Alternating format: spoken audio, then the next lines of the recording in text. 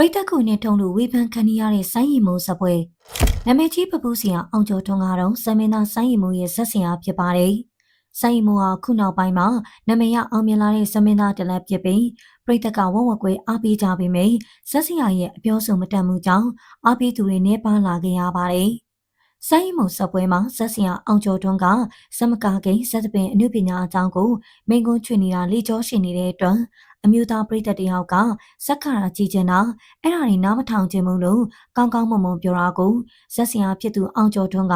အဆိုပါပရိသတ်ကိုလူကြားတဲ့လက်ညှိုးထိုးပြီးစပွဲတွေကနှင်ထုတ်ခဲ့တာပါလူမိုက်ဆန်ဆန်ပြောဆိုပြီးနှင်ထုတ်ခဲ့လို့ပရိသတ်တွေကဝေဖန်ခဲ့ကြပြီးအခုဆိုရင်ဆိုင်းရီမိုးရဲ့ဇက်တပင်ကိုအားပေးသူနေပါသွားပြီလို့သိရပါတယ်ဒီပြဿနာကြောင့်ဆိုင်းရီမိုးပွဲကိုမသွားတော့ပဲအောင်စပူရဲ့ပွဲကိုပဲကြိတ်ကြိတ်တူအားပေးနေကြတာပါဆိုင်းမောကတော့ဆရာဖြစ်သူကအမားလုံးမြင်ရင်တော့ဂယုဏအမားမို့စိတ်ထဲမထားဘူးလို့ပြောလာပါတယ်။